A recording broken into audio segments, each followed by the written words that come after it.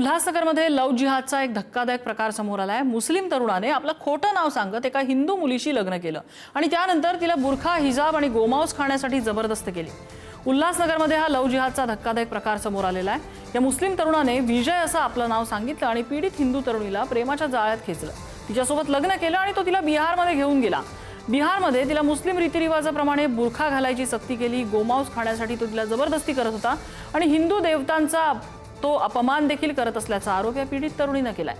या प्रकरणी उल्हासनगर पोलिसांनी इम्रान शेख आणि त्याच्या 2 भावांना अटक केली आहे।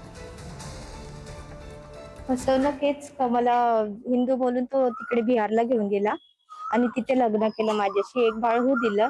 मग वापस मला उल्हासनगरला घेऊन आला आणि त्याला असं वाटलं आता बाळ झाली कुठं जाणार, बोलायचे त्यांच्यामध्ये जसं घालतात ना, ड्रेस घाला, गुरखा घाल आणि ते बीट खा असे बोलायचे आणि घरचे सगळे टॉर्चर करायचे। हा, आणि देवांना पण शिवागाळी करायची।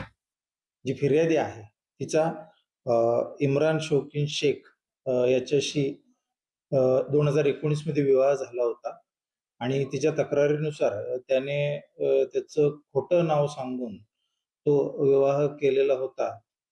त्यांचे जे दीर आहेत त्यांनी त्यांचा विनयभंग केला व वेगवेगळ्या वेळोवेळी त्यांच्या धार्मिक भावना दुखावणाऱ्या कृती केल्या, यावरून हा गुन्हा दाखल झालेला आहे। त्यामध्ये एकूण 7 आरोपींच्या विरुद्ध हा गुन्हा दाखल करण्यात आलेला आहे। यामध्ये 3 आरोपींना अटक करण्यात आलेली असून पुढील तपास सुरू आहे।